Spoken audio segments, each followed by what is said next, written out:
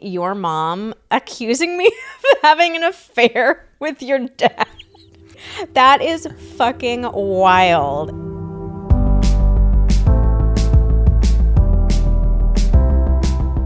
Hello and welcome to the Pillow Talks podcast. We're your hosts, Vanessa and Xander Marin. I'm a sex therapist with over 20 years of experience. And I'm just a regular dude. We share the ups and downs in our relationship while giving you step-by-step techniques for improving yours. Make sure you subscribe for your weekly double date full of totally doable sex tips, practical relationship advice, hilarious and honest stories of what really goes on behind closed bedroom doors, and so much more. It's the sex education you wish you'd had.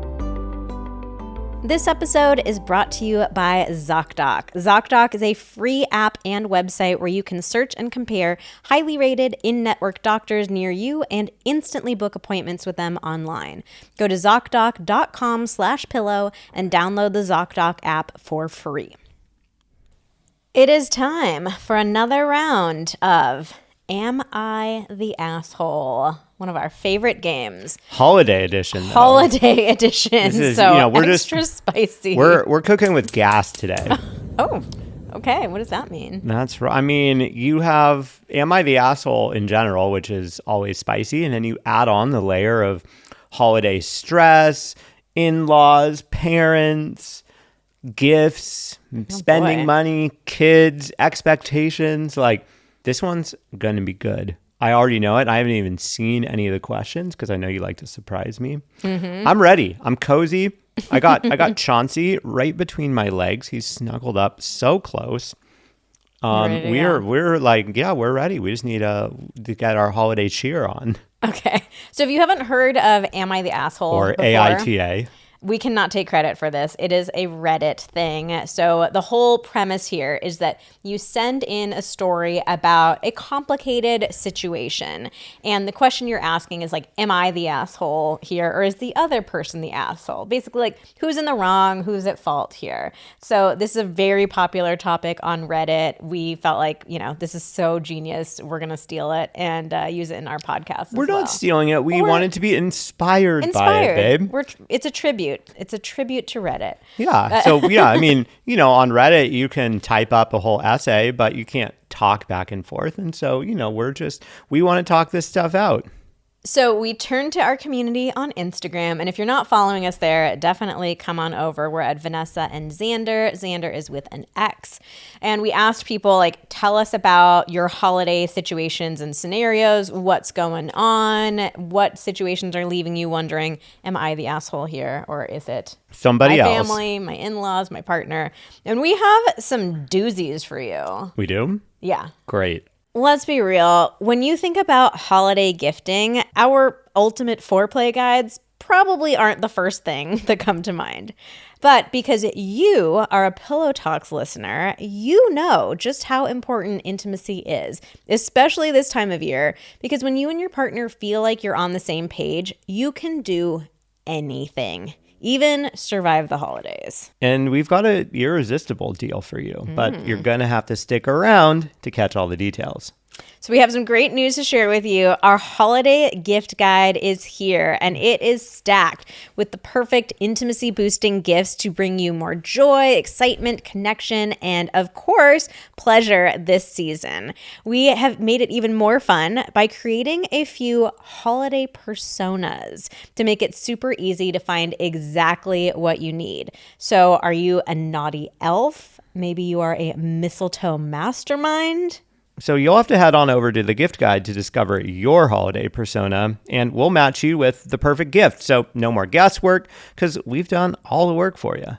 Whether you're shopping for your partner or treating yourself, we're here to guide you through the magic of giving and receiving this holiday season. And the best part is you're going to get 20% off all of our featured best-selling courses and guides, plus a last chance to get a couple products that we're going to be retiring when you use the code HAPPYHOLIDAYS24, but only until December 26th. Yeah, it's worth checking out the holiday gift guide just to see the things that are retiring, because we are making some changes going forward. You're definitely going to want to see what things are retiring, because this is truly going to be your last chance ever to grab them. don't settle for the same old boring socks and sweaters this year. Go to vmtherapy.com/gift guide and make this holiday and beyond unforgettable. Okay, so let's dive right in. Xander, I will read you the first one. Let's trade off reading them. And then whoever is not reading it has to start with their hot take. Okay, sounds good. I'm ready to go. Okay. I refuse to go to my in-laws for Thanksgiving because they have salmon. I forgot about this. Seriously? Seriously? The parentheses kills me. With the skin on. Oh, the horror. Okay, I have to restart. I refuse to go to my in-laws for Thanksgiving because they have had salmon with the skin on and mostly cold sides both times that I went. Because they have had. They dared to have skin on salmon.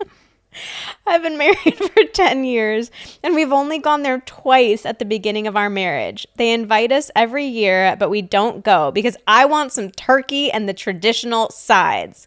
We go to a friend's house instead. Xander, who's the asshole in this situation? You're the asshole. Yeah. You're the asshole who doesn't like salmon. I mean, I can think of so many things here. I love how.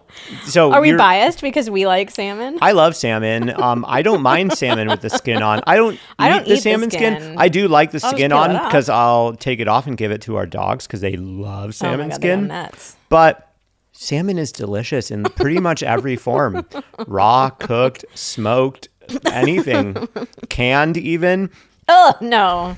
I draw the line at canned and smoked, actually. I love it. I could eat salmon every day, be a very happy guy. But yeah, okay. So you refuse to go to Thanksgiving. This is 10. Okay, so basically you're saying 9 and 10 years ago they had salmon. And I mean, I don't know why, but the salmon just makes it so much funnier. Like if it was like chicken or roast beef or something, it wouldn't be that funny, but salmon.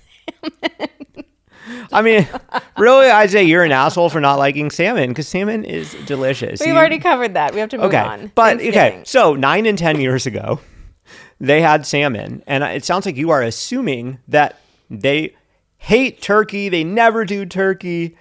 Do you know? Have they told you? I know. That's crazy. They might not even. We're anti-turkey. Just like 2 years, we're trying to be a little creative, but then they've been having turkey for the last 8 years. For the last 8 years, they've been having a super traditional Thanksgiving, and yeah, you're just a total asshole for not going. Look, if it's causing strife that you are not going to Thanksgiving at your family's house, and they want you, probably your partner would like to go there, why don't you try going?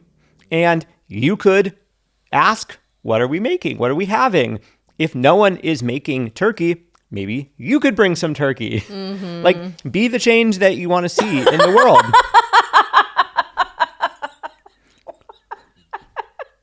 Vanessa is laughing because I said that yesterday to somebody else in a very different situation. I just think that's so dramatic.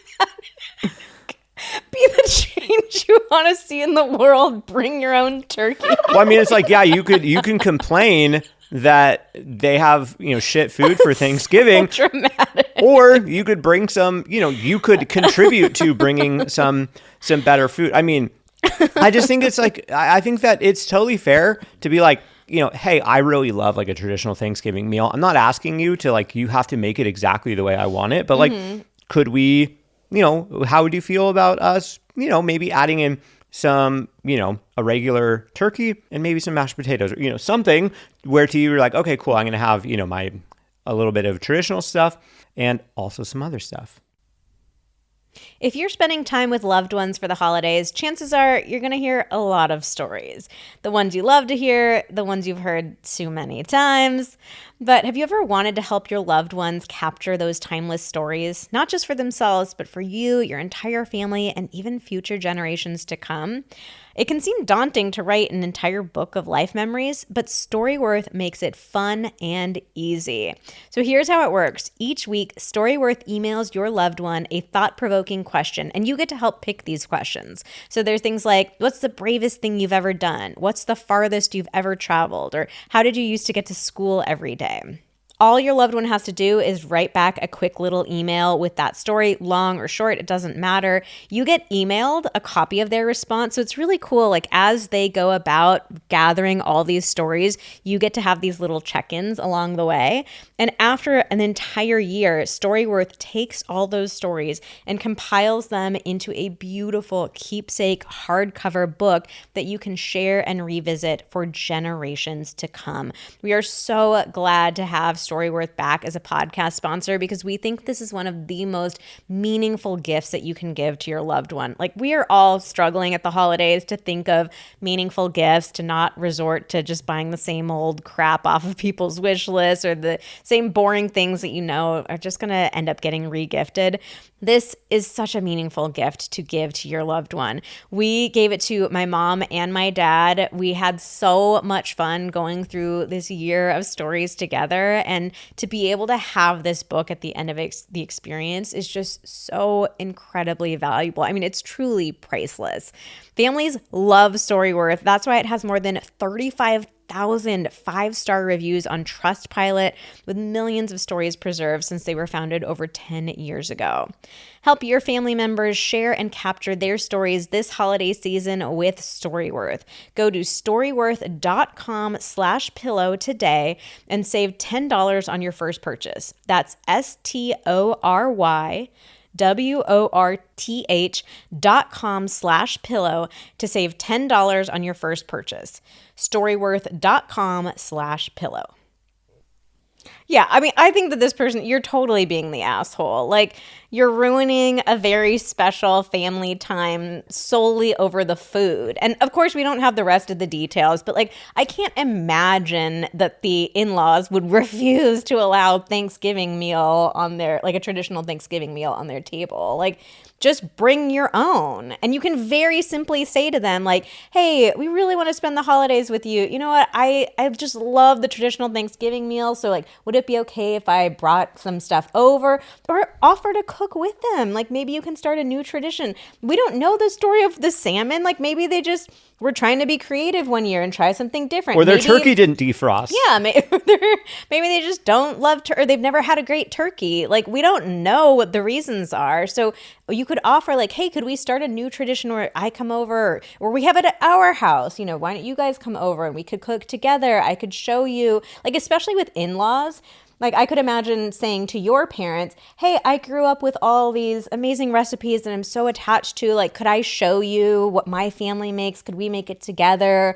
Or could we pick some recipes, you know, some new recipes that we're going to cook together? Like there's so many ways to get what you want, but in a way that's sweet and could even create more connection between the two of you. Like just have a fucking conversation.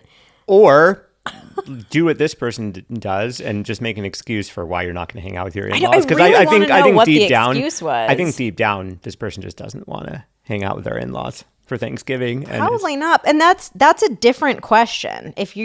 So write back to us if you're like, okay, yeah, I blamed it on the salmon, but actually it's this. You're going to have to think of a better excuse. Yeah, but like just saying it's because of salmon, get out of here. No, you're being an asshole. All right, moving on. Am I the asshole for not wanting to go to my in-laws at all this holiday season? I'm sensing a trend. First person writing back. In June, my mother-in-law accused me and my father-in-law of having an affair and confessed her hatred of me for the last 10 years. Father-in-law told us all of the vile, foul things she said about me and our children. She apologized, but also said, I always knew how she felt about me, so it shouldn't come as a surprise. And now all is supposed to be well. I want nothing to do with them, but am being told that I need to get over it, and it's fine now that she apologized. I don't feel like it was genuine, but I don't know. Am I the asshole? Okay, I totally forgot about this one because we collected these stories a few weeks ago.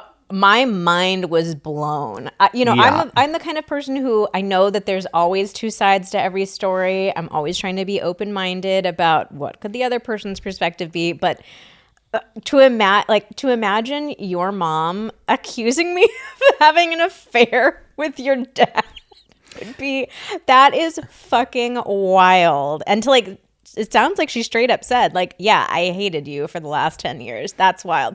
You and your my grandchildren, my own grandchildren. Yeah, to say nasty things about your grandchildren, that's next level. So I actually reached out to her because I was like, I gotta know more details of this. This is wild. So I said to her, thanks for sharing. Can we ask for more details? Why does your mother-in-law think you had an affair? What were the vile things that she said? So here's what she wrote back. So she has an entire list in her notes page on her phone. Things she thought we were doing inappropriately right in front of her, which made her believe that we were having an affair. Said that whenever I'd hand him my son, who was at the time a newborn, I'd rub my boobs on his hands. Can you imagine? Can you imagine you have a newborn in your hands and you're trying to pass him off and that's your time to try to get flirty with your father-in-law? Oh, I just can't wait to hand my newborn son off so that I can get a little boob rub. Or he'd walk by me and grab my butt. All of these things which have never happened. When my daughter started her period, my mother-in-law mentioned that maybe someone inappropriately touched her. That started her period? Yeah. I mean, that's just factually completely incorrect, but also such an offensive thing to say, again, about your grandchild. The mother-in-law has also called me a whore. She said that classic. The reason we have cameras in our home and a doorbell camera is because she thought my husband couldn't trust me and thought I was cheating on him, which was just her assumption because my husband and I are happily married. She has called other family members and talked about how unhappy and miserable I am, how her son deserves better than me. My father-in-law told us that she treats our daughters differently than our son because they remind her so much of me. For the last 3 years, she has accused my father-in-law every time he's seen me or been around me, but it all just became known to me and my husband in June. Some backstory. My husband and father-in-law work together. Anytime I would cook dinner, I would send home a plate or a container of food for both my father-in-law and mother-in-law. My father-in-law would have to leave it in the truck or throw it out because she would not allow him to eat the food that I would cook. Whenever they would come home from work, my father-in-law wasn't even allowed to come into our home to see my children, even with my husband, his son, present, without my mother-in-law being there because she just accused him of trying to see me. It's so weird. She said she didn't think I really wanted my father-in-law. She thought I was just doing it to be spiteful to her. At Christmas and birthday, he was not allowed to make any type of suggestions for me, but he could pick out things for my sister-in-law. He spent several days alone with my sister-in-law, but has never been accused of anything with her, just me. My father-in-law went to my sister-in-law's house while her husband was at work and spent hours there with my sister-in-law and no kids or anything, working on their home, and never once was accused. I, on the other hand, have never been anywhere alone with him in 10 years. There's always someone around us or my children. There's so much I could say and share. So yeah, there's a lot going on here. But let's start with the basic question of, can somebody just apologize for stuff like this and you should all be over it? And fake apologize because she apologized, but then was like, but you must have already known all of this. Yeah. I mean, it sounds like, so the big question of, can people do really terrible things to each other and apologize and move on? Yes, absolutely. We do really hurtful things to the people we love all the time. So I do believe that we all need to work on receiving apologies and being able to move on. But apologies aren't the be-all, end-all. It's not like, yes, once you apologize, all is forgiven. There can be a whole period of repair. An apology and action is that's just required. the beginning of the repair process. It's not just, you get an apology and now you're supposed to completely erase your memory, right? Depending on what happened, the apology is just the beginning of what could potentially be a very long process of reconciling and repairing the relationship. Yeah, right. I mean, rebuilding trust even. Yeah, but in this situation, it sounds like the apology that she got was not very sincere at all. I don't get the sense at all that the mother-in-law is sorry for what she's done, that she wants to change the relationship going forward, that there's been any sort of like insight or progress made for her personally. Like it just, Honestly, it feels like possibly like a mental health situation, like a paranoid delusion type of situation, just sort of given some of the details that this person shared. So like, I definitely have some sympathy for, there's something there's something more going on here. I don't think this is just I don't like you, so I'm going to decide to make something up. It's like, it's, it probably feels very real to the mother, and she's probably really grappling with possibly some challenging stuff in her own head. Yeah, absolutely. Sometimes searching for the right doctor is like bad Mad Libs. You need a blank specialist who takes your blank insurance within blank miles of you, who doesn't have a blank month wait to get in for an appointment. Well, the good news is ZocDoc makes it easy to fill in those blanks and help you find the right doctor for your specific needs.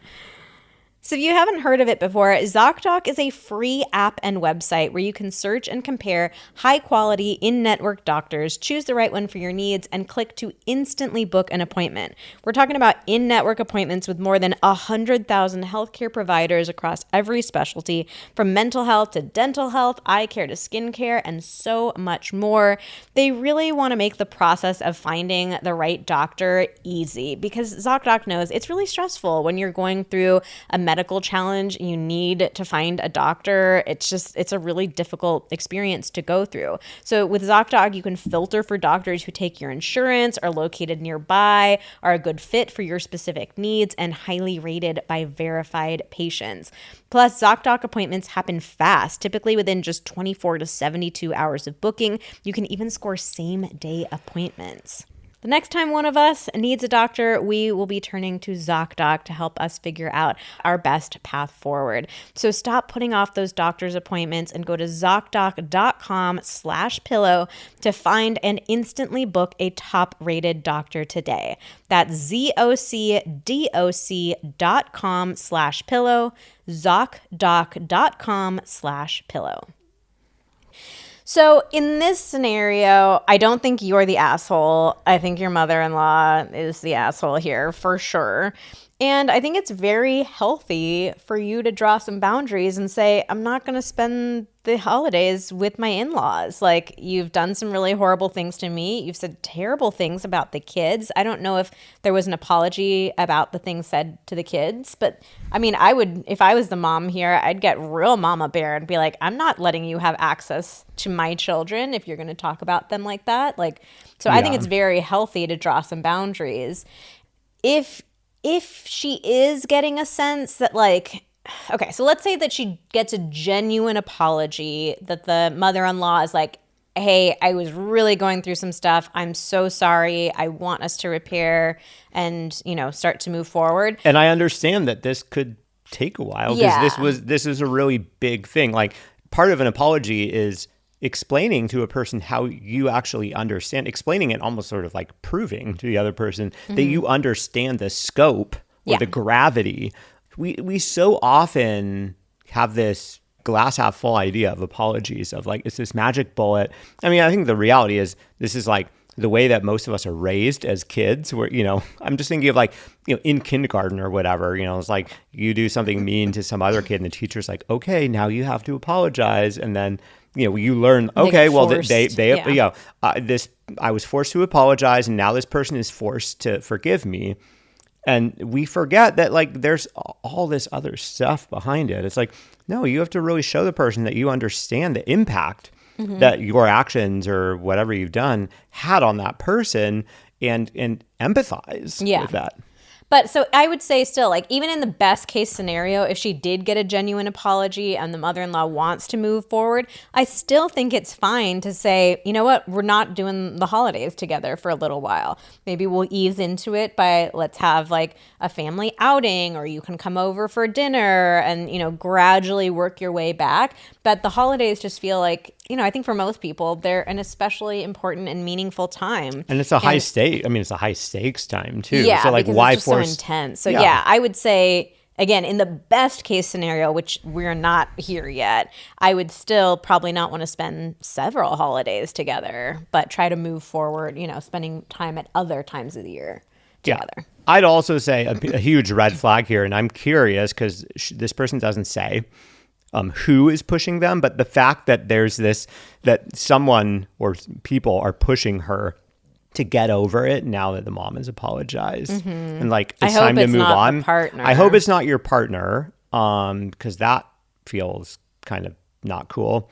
I don't know if it's other family members or the mom herself, but I mean that's a huge red flag where it's like, that feels like the situation I just described, where, like sort of like the teacher forces someone to apologize, and then it's like, okay, well, they apologized, so now you have to be cool. And it's like, no, that's not the world that we are living in. Like, there was some serious hurt that happened here, and you're right to mistrust this person. Yeah, absolutely. So you are definitely not the asshole. I am so sorry you and your kids have had to go through this. Yeah, I should have asked about the partner. I didn't ask any questions about that, but definitely protect yourself and do not force yourself to spend the holidays with somebody who has been so cruel to you. Okay, let's move on to the next one. My mother-in-law always wants to do Secret Santa, but then she always buys everyone gifts anyways on top of Secret Santa. We, my husband, sister-in-law, brother-in-law, would rather spend money on us doing something as a family, but my mother-in-law says, I'm the mom. Who's the asshole here? I don't think anyone is the asshole here. Like, I feel like this is an issue that we've kind of confronted in your family with gift giving. Like, so I mean, I guess I'm assuming this person is saying, like, is my mother-in-law the asshole for spending more money on gifts for us than we are spending on her or them, and therefore, I guess presumably, like, making you feel guilty that you haven't done enough? And I mean, I would question that whole assumption. Like, I think that that's in your head, the idea that oh, gift giving has to be completely equal reciprocal, even, equitable. Like, yeah, different people have different relationships with gift giving. It's one thing if you're like, I don't want to receive gifts at all. But, I think that is your right to say. Yeah, it's your right to be like, you know what? I'm opting out of gifting this year. Like, please don't get me a gift. Your brother did that this year. He said, please, if you insist on getting me something, please donate money to any of these specific causes. I think that's totally fair. I totally respect that. I think where gifting stuff gets challenging is it's like, oh, don't give me that, because then I'm going to feel bad, or I'm going to, you're going to hold it over me or something. It's like, no, this person is willingly giving you a gift. I mean, it's called a gift for a reason. Like, it's a gift is meant to be like, you give someone something without an expectation of something in return. Now, if there is an expectation, that's a different story, but this person isn't saying that here. So, and if it is a situation where 6 months later, mother-in-law is talking shit, being like, oh, I gave you all these presents and I only got the Secret Santa, then yeah, she is the asshole. Yeah, I want to go back to what you said a second ago, because I think this is something that trips so many people up around the holidays. Like, giving a gift means I'm giving you something without the expectation of reciprocity. It's not a gift if you're like, I'm giving you this, okay, where's my thing? Like, that's not the spirit of what gifting means. But I think so many of us have forgotten that when we receive something from somebody. And honestly, this is because a lot of us are so uncomfortable with receiving in general. It's like when we receive something from somebody, we get ourselves all worked up of like, oh, no, I have to give you back something in return. And then because if you do, then you don't have to feel the receiving feelings, because it's like, yes, okay, cool, we didn't exchange, so we're good. We're good. There's no imbalance here. And people can even get really specific with it around like how much money is spent. Like, okay, we're giving each other gifts, but you spent a little bit more money than I did. So I think reminding ourselves of that's not the spirit or the intention. Like, yes, Christmas and the holidays have gotten so fucking nuts, and people do feel a lot of pressure and expectation. There's so many like complicated dynamics that have come up, but we really have to go back to like the spirit and the intention of what this is about. And I think that would help a lot of people if we could remember that. Yeah, and I think that it's totally fair for you to talk about this with your mother-in-law. Yeah. Like if for this coming Christmas, if she says, all right, let's do Secret Santa instead of, gifts for everyone or something like that, it's fair to say, hey, like, I know that very often you get more gifts, and in the past I've felt compelled to need to match that or something.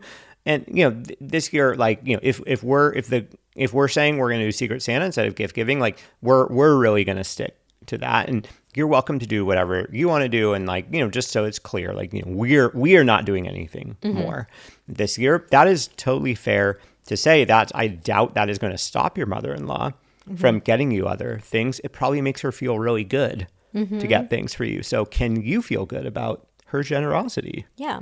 So I think what you could do, like if the group of you would rather do something together as a family, go ahead and do that. But just talk about that with your mother-in-law beforehand. Like, hey, it would feel really meaningful for us to all do something together as a family. You know what? The four of us are going to plan something. Do you want to be a part of it?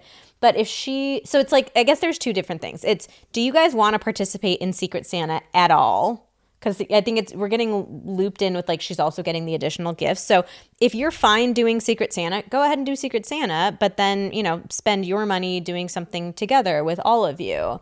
And then with the separate gifts that mom is getting on top of that, I'd say just let her be. As long as she's not, of course, like pulling something weird. Lording it over you. Where's my gift? Oh, I spent so much money on you. If she's just like, hey, I'm the mom and I love giving you guys gifts, just accept the gifts. Practice the receiving. You don't have to do anything in return. And if you don't want to do the Secret Santa at all, then I think that's a really fine thing as well to draw a boundary around and say, hey, look, we really don't want to do that this year. We're going to plan something like a special family time. We'd love for you to join, but no pressure or expectation. You don't have to if you don't want to.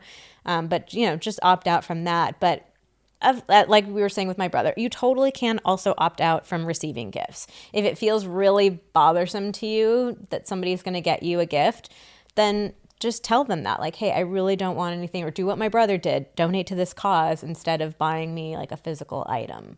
But yeah, you can draw boundaries around all of the things.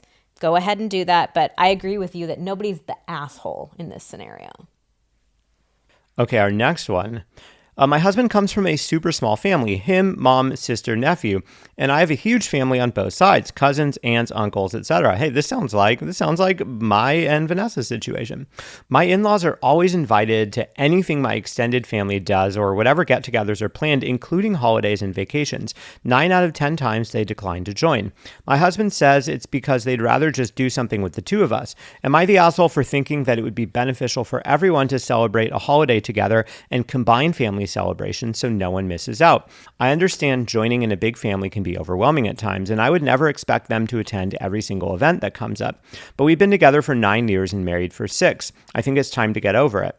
I feel like we always have to choose sides, and if we don't choose my in-laws, we then get complaints and guilt trips about it later on, especially from my sister-in-law. Oh, this is a really tough one. I sympathize with everybody involved in this. I guess I think that this is another one where nobody's being the asshole. Although, if I have to pick, I think it's the person who wrote this. I was gonna say the same thing. A little tiny touch of asshole. This has shades of the last one where it's like, oh well, if only this other person or other people would do this or would not do this, then I would feel better about myself. Yeah. And it's like, look, like we can't be like the director of our entire life and be like, okay, well, I'm going to do this and then they're going to do this and that person's going to do this, all so that, I'm the star of the show or like things go easy for me. It's like we have to accept other people are going to do different things. They're going to make different choices. They're going to behave or act in ways that don't always make us feel comfortable. Yeah. And we don't get to be like, you can't do that. so that I can feel better about myself. Yeah, so like it's really nice that this person wants to invite their in-laws and like wants to celebrate all together. I think that's a really beautiful sentiment. I totally agree with you that would be like the best case scenario. And I also understand that for some people, like that's just not their vibe.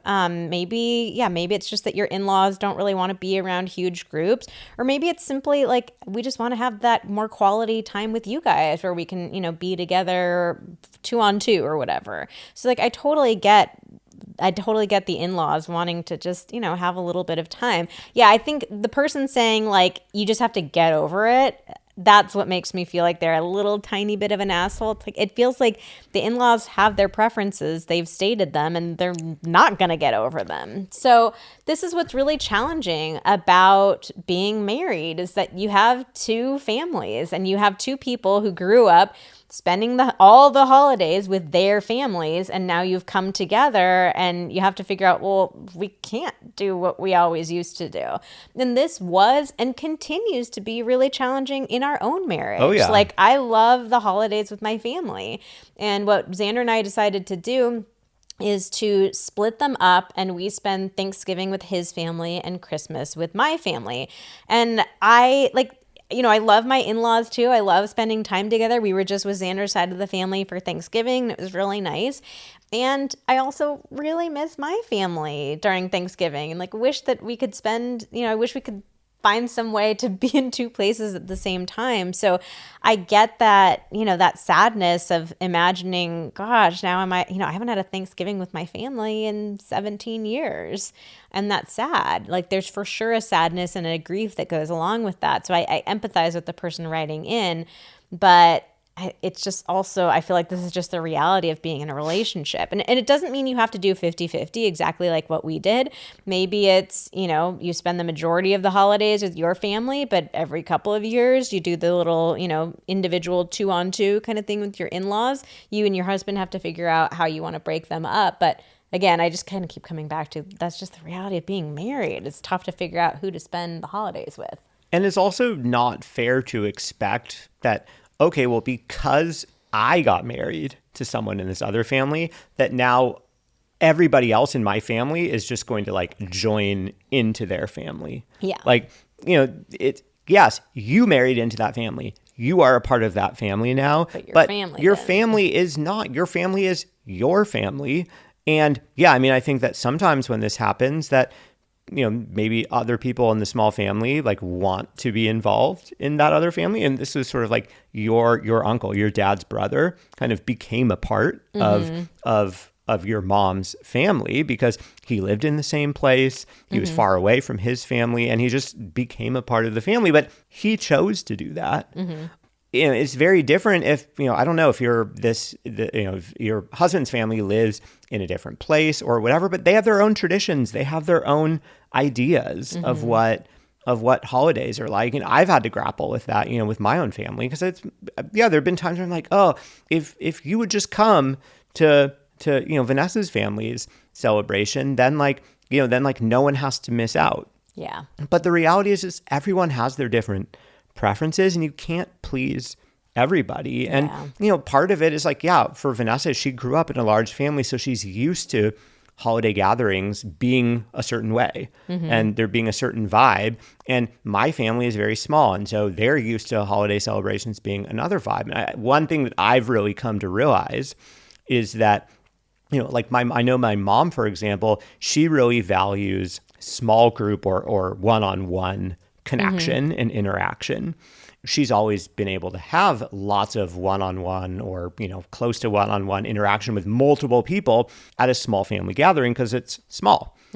But at your gathering with like 30 people, it's hard to do that. There's not those opportunities, for one-on-one time. There's people everywhere and you love that. And I have loved that coming into your family. That's something that I didn't realize that I enjoyed, because I never had it. And I'm like, oh, this is great. So it's totally natural to get into a large family and be like, oh my God, this is so cool. Like everyone should come join me. But it's not everyone's cup of tea. And I think you have to accept that. Yeah.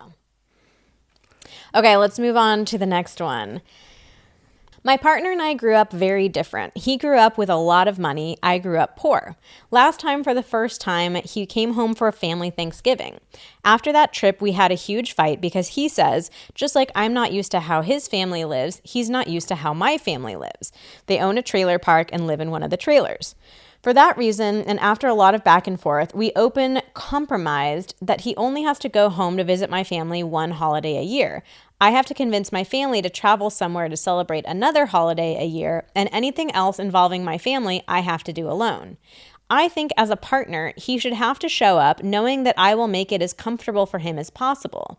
To complicate things, I have a lot of past family trauma that I have really worked on setting boundaries and separating myself from the drama, and I only go visit them about 3 times a year. It's a 4-hour drive. So having a partner that is supportive in those visits is important to me. Am I the asshole for having that expectation? Ooh, this is a tricky one too. This is a tricky one. And I feel like we're missing some details of I want to know what made him uncomfortable. Was he literally just uncomfortable because it's a trailer park and he's used to being in a fancy home? Or was there something that happened? Is it you're sleeping there and you don't feel comfortable? I'm curious. What is? There's so many things that it could be, and it would be. We can give some suggestions for various situations. I can think of a couple. If it's just oh, you're living in a trailer park, that's kind of an asshole-y thing to do. Yes. But if it's oh, we don't have any privacy, or there's not a comfortable place for us to sleep, or book a hotel nearby. I think that this is, taking money and poverty issues out of the picture.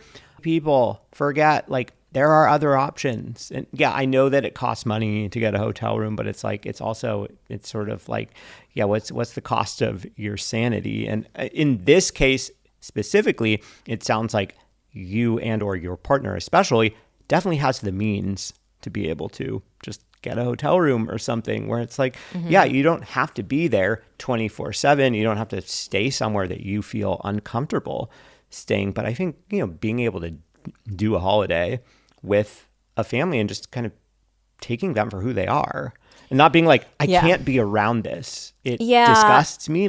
I'm getting that vibe that it's just I'm gritting. Okay, I'll do one. I'm gritting my teeth to do it, but I'm out. Now, it's a different story if it's they've been a dick to him. I feel like they would have said that in the question. Yeah, I think so. It would have been oh, my parents were really rude to him, or they, whatever.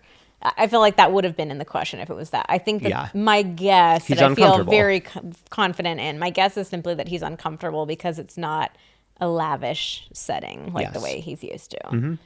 So I'm with you that sleep somewhere else. I totally get it. Everybody wants to be comfortable. Traveling around the holidays is tough, not having your space, not having your privacy.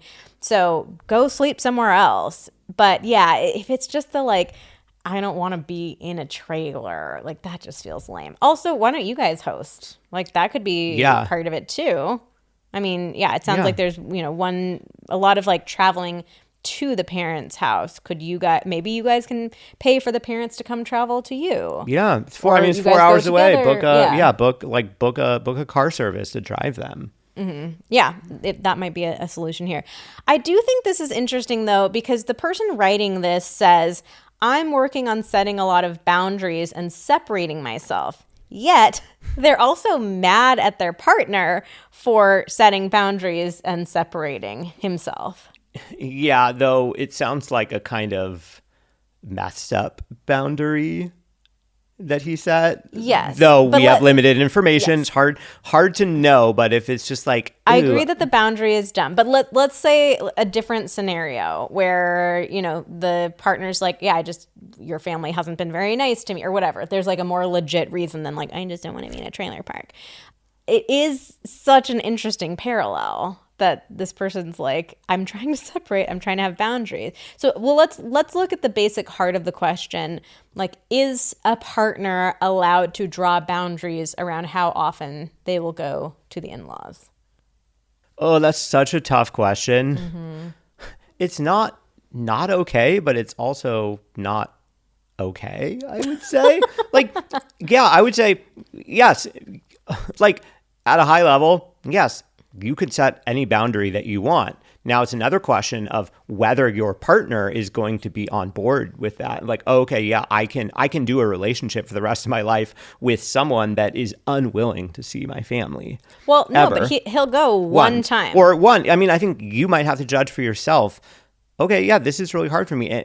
Am I willing to do life like this with this person who is only able to do one a month and one a year. One a year, sorry. One a month. Is only able to do one a year. Well, actually, no, it's 2 times a year. He says, I'll go home to visit your parents 1 time a year. You convince your family to travel somewhere else and we can all celebrate together. I'm guessing that there's I'm guessing that that's tricky though. Like I'm guessing that that's one of those. He's saying, oh yeah, if we go to Europe, we can go do a Euro trip, blah, blah, blah, knowing full well that they can't afford to do that. I think that there might be a power or money imbalance going on here. I think he's saying, I'll spend time with your family 2 times a year. Oh, yeah, I hear that. If you want to spend more time with your family, then you go alone. Yeah, he's saying 2 times a year, but he's saying one of those 2 times is something that might be inaccessible to them. Like, I'm going to invite them, but knowing full well that they can't afford it or are likely to not do that, it's not their vibe or whatever. I think let's assume that they're actually doing it the 2 times a year. Okay. Yeah, I mean... it's really tricky. It's so tricky. I mean, it's 4 hours away. It's not that far. That's also pretty far. You know, it's like the perfect amount of. And I think that farness. it is not fair to be like every single time I go to visit my family, you have to come, you have to support. Yeah. I get tricky. it. Like, of course, this person's like, yeah, I'd love to have you there. I'd love to have you be supportive. That makes sense. You're allowed to want that. But I also think it's fair for a partner to draw some boundaries around how often they want to spend with family. And like 2 times a year doesn't sound unreasonable to me. I mean, I'd be bummed. If you said this to me, I'd for sure be bummed. But my parents live 5 minutes away, so it's a little bit different. Like, I'd be bummed, but I'm just wrestling with the central nugget of what is it like to draw boundaries around how much time you'll spend with your in-laws? And I don't know. Yeah, it's fine. It's fine to do that. It's not fine to be like, it grosses me out, like where they live or something. Yeah, I mean, we need to know more details about the discomfort. Yeah, we need to understand that. But I do think that this just kind of gets at when we get into relationships and there are big differences in beliefs that we have, differences in family, differences in, whether we want kids, differences in sort of like financial experience or whatever. We got to think about, can I bridge this gap long term? Are we going to be able to reconcile these different ideas or whatever? And I think very often we get into relationships with this like love will conquer all mentality where it's like, oh yeah, well, if we truly love each other, then yeah, the fact that, we come from very different means and have totally different experiences and our families look totally different. They live in very different places. They do very different things. Like, it's not going to matter. And that's a really like nice romantic way to look at things. And the reality is that like our worldviews are important, and you have to decide, can I live with this? And I think that you might be getting from him some honesty. This is what he is willing to do. Yeah. This is what he's willing to give to your family. Are you willing to take that or not? Yeah, I mean, ultimately the question that this person is asking is, am I the asshole for having the expectation that my partner accompany me and support me on visits to my family? No, you're not. That's a totally reasonable desire to have in a relationship. I want a partner who shows up for me in those moments, who accompanies me. That's reasonable to have, and it sounds like your partner's just not that person, though. And I do think that it's reasonable for your partner to have some boundaries around what he feels comfortable doing. So I think this is ultimately like just bringing up a bigger question of, I don't think necessarily either one of you is being an asshole, but are your desires around what partnership looks like, are they truly compatible? Yeah. But ultimately, also, like, he's saying, I'll spend 2 times a year with them. This person is saying, I only go visit them 3 times a year. So we're really only talking about like one visit of difference. Yeah, So it's it's unclear like, what can we're you actually just talking about here. Maybe get over it a little bit. Just get over it, like the person said earlier. But also, maybe your partner's an asshole if they just don't want to be in a trailer park. Yeah. Yeah. All right, let's bring her on home with this one. I found out that my parents gave my brother a down payment for a home for Christmas last year. I got a $200 sweater. They said it's because I make a lot more money than my brother and already have a home. That's true, but still, am I the asshole for being upset about this? Talking about money stuff. Yowza. I want to know how much the down payment was, but Yeah, that could, but yeah, it could really vary. and the terms of them making this down payment as well. I'm assuming it was just a gift, not a, like, we'll make it for you, but you have to pay us back. Yeah. Well, I mean, we have kind of talked about gifting and expectations and whatnot, and that one is I think This one is so tricky. We'll get into this probably later, but what I'm thinking is like, it's not all fun and games. It's not like, oh yeah, cool, you gave me $100,000 out of the goodness of your heart, or 50. I'm totally making up numbers, but like, even if it's $20,000, yeah, even if it's like $10,000, like that's a significant amount of money, and that often carries weight. Even if they say it's a gift or whatever, like there could be other stuff going on. So, but let's get into it. Yeah, it's like the adult part of me. We just spend all this time talking about like gift giving doesn't have to be reciprocal and it doesn't have to be fair. And it's like the adult part of me is like, we don't need to, sit down with our calculators and make sure we're spending the exact same amount of money like on each sibling and everything's fair. And except that's what your parents did for many years. And even beyond that, when I was in the family, I would get cash sometimes because I would get the different. It would, day after Christmas, they would be like, oh, yeah, $30 for you because like Jonathan got a little more. Like, this is so unnecessary. So yes, the adult part of my brain says it doesn't have to be fair, but there's a different little part of my brain that grew up with my parents doing that. A lot of equity in your family, a lot of sibling equity. It's so funny because one of my mom's like mom mantras is life's not fair. Like she told us that over and over, and life is not fair. And she tried to make a huge effort to make it as fair as possible for you guys. But okay, the difference between $200 and a down payment for a home, that's a big difference.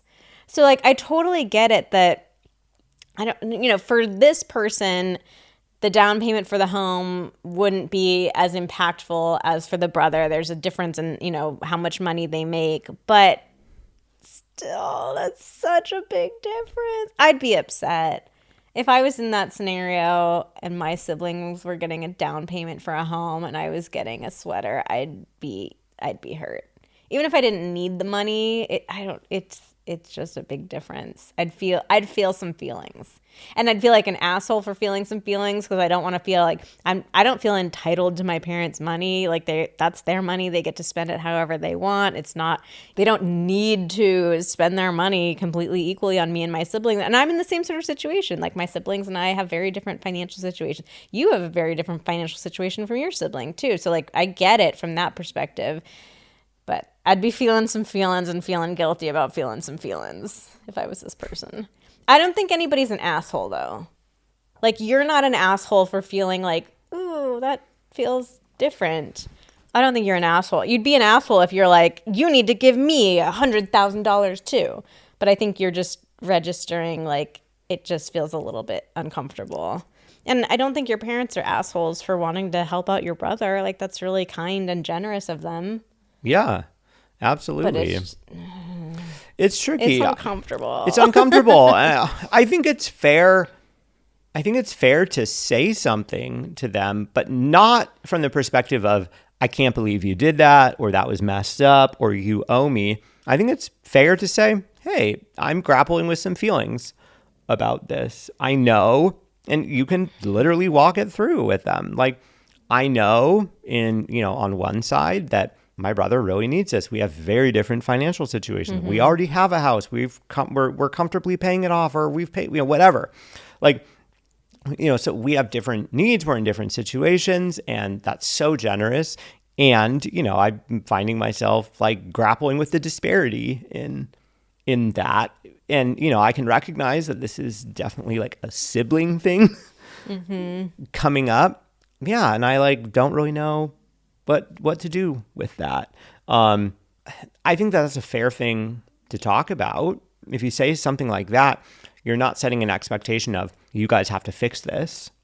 They might give you more information about what went in. There might be, this is what I was getting at. There might be all kinds of things going on behind the scenes that you are not aware of, where they made that gift for Christmas, but like there's a lot more behind that like, maybe your parents are like co-signing the mortgage and like are taking on some of that risk. Maybe they are, who knows, like maybe your brother's on the hook for some other things. Like, it's not simple to take a big chunk of money from someone, even your parents. That carries a lot of emotional weight. And you don't have to carry that. You're carrying your own discomfort now of like, hey, that doesn't feel totally fair. And that's fine. What can come up for a lot of people is you just jump to the assumption that like, oh, your brother feels like he won the lottery and he's so happy and like has no guilt or shame or anything. True. Yeah, this could feel really tough for the brother. And I think that my parents have to help me. I think that I don't think so though. I think he's like, yes, down payment for my home. Well, and it's probably a relief, but it's also probably no, I know brings what up you're saying. all kinds of other things for sure. I can't money think brings of, up a lot. Yeah, money brings up a lot. Yeah. And that's just something always to be working through is, those money things. Oof, I'm so torn on this one. Maybe we need to let you guys weigh in. Come on over to Instagram, Vanessa and Xander. Tell us what you think. This, from a philosophical perspective, this is such a tricky one because it's like, okay, so if your perspective is that, well, we're siblings and so it should be fair. And so if they're going to give X dollars to him, then somehow I should get X dollars. Or what you're really saying is you shouldn't have done that because you're not going to give that much money to both people. So you shouldn't have given, your son a down payment to be able to get this home because that wouldn't be fair. Then, we extend that outward. Like, they're like, should we have zero government assistance for things? Should we have, should every single thing that happens like in our country or in our community be totally fair? Every single person is getting the exact same amount of money or the exact same amount of value out of something. Like life doesn't work that way. Life isn't fair. Like your mom rightly said, life is not fair. Different people need different things, and sometimes different people are going to get different things. I don't think anyone is the asshole here. I think that you need to just give yourself permission to have some feelings about this, and maybe even talk it through with them, just to see what they say about that. Not like in a challenging way, like how could you have possibly done this? Justify yourselves, but just like, yeah, I'm grappling with this as a sibling. Oof, I don't know if I could even bring that up to my parents. I'd feel like such a jerk being like, you gave my sister so much money, but you bought me a $200 sweater. I'd feel like such a brat bringing that up, which is tough because our advice in 99.9% of circumstances is like, have a conversation about it. It's tough to imagine how to bring that up without. Well, yes, if you do that, you have to accept that, yes, this is somewhat bratty. Own it, I would say. Hey, I feel really weird. I feel really bratty feeling this way at all and saying this, and yet it's still here. If you're like, oh, well, I couldn't say anything because it's so bratty, then you are invalidating like your own feelings. You're just holding them in. You're not actually processing those feelings appropriately. So as hard as it is, I think that, ironically, if you owned that, you might actually stop feeling that way pretty quickly. Interesting. So that's why I'm suggesting having that conversation. But yeah, having that conversation does require you to be like, yeah, this is kind of bratty, and I kind of feel like an asshole saying this, and yet I can't stop thinking about it. So I wanted to talk about it because I know the quickest way through challenging things is to face them head on. So here I am doing this. It's uncomfortable, but I just, want to be able to share what that experience is for me. Because your parents might not be aware. Your parents, just like you might feel like a brat, your parents might have been like, oh, I'm sure that they thought this through before. I'm sure they were like, oh my God, like, what is this going to be like for, the other sibling? Like, what's this going to be like for them? And, they might have been like, oh, well, yeah, they're totally going to understand. They might have made, they may have made a poor assumption about how you would feel about it. And so I think that talking to them about it at least gives them all the information that they need in order to figure out how to proceed. All right. Well, let's wrap this one up and let's finish up with our review of the week. So if you've never heard us talk about our review of the week, these reviews are so important to us because it is the best way to help Pillow Talks grow. So if you enjoy our episodes, if you've ever learned something from us, we would really appreciate you taking the time to leave us a review. And we do a little giveaway every week as our way of saying thank you. So here's how it works. Go over to Apple Podcasts, find the main Pillow Talks page, scroll to the bottom, you'll see the reviews there. Leave us a quick review. Smash the 5 stars. Yes, it really, I know it sounds so silly, but it genuinely does help. And we really need your help continuing to grow the podcast and being able to reach more couples in order for us to continue doing this. So please help us out. Leave a little review and we will automatically enter you into our Review of the Week giveaway every week going forward. So if you hear your review read in an episode, reach out to us at info@vmtherapy.com. And you will get to choose one of our masterclasses to get absolutely for free, just as our way of saying thank you for taking the time. Xander, do you want to read this week's Review of the Week for us? Let's do it. If you are a human who likes other humans, you should listen.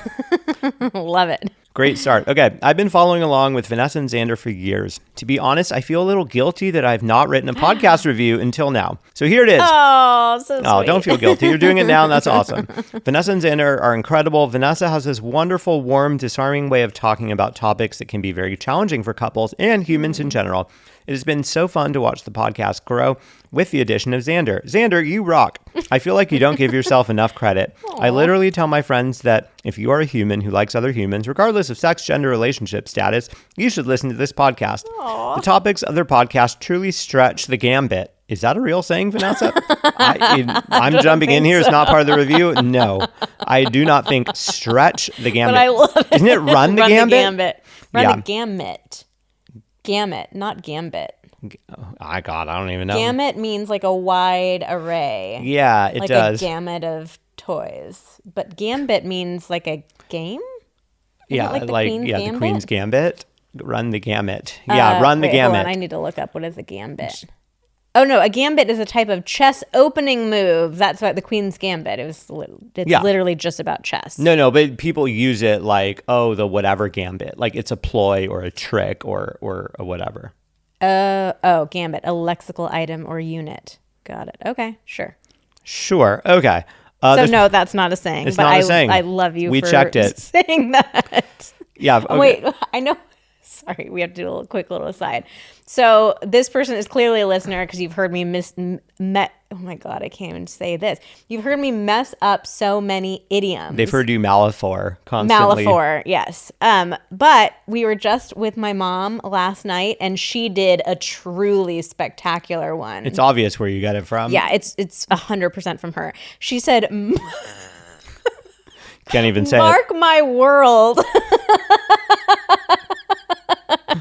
We were like, no, Mom, do you mean like mark my words? She's like, no, it's mark my world. She was really convinced. But the context that she said it in, mark my words, she said, wouldn't mark the world. Yeah, like mark my words wouldn't have made sense in the context she was saying it in. It was like, what are you even saying? It was some other phrase with like something the world. Now I'm totally forgetting it. But I think it was mark the world. It was confusing. Yeah, it was so funny. I'm like, okay, it's really genetic. Anyways, continue with All right. From extremely personal and serious topics about why they have chosen not to have children, from extremely silly and fun topics, and everything in between. The podcast can make you laugh, cry, and see things in a different light. I heard your recent episode that you're not feeling as connected to your podcast listeners, which is what prompted me to write this review. Please don't stop. You guys are doing amazing work, and you are touching more lives than you probably realize. Keep it up. We will keep listening. The way that you both show up authentically and vulnerably does not go unnoticed. Heart. Oh, I was literally just thinking that as you were reading that. I was like, this was the exact kind of review that I needed to read. Oh. If you don't know what we're talking about, they're referring to episode 181, A Brutally Honest Relationship Check-In, where we talked about some of our just challenging feelings we've been going through with this podcast. But hearing stuff like this, like, really makes me want to keep going. So thank you so much to this reviewer. It really means the world to us, being able to get that kind of message. Yeah. All right, well, that's all for today's episode of Pillow Talks. Thank you so much for listening. Join us again next week when we talk about ultimatums.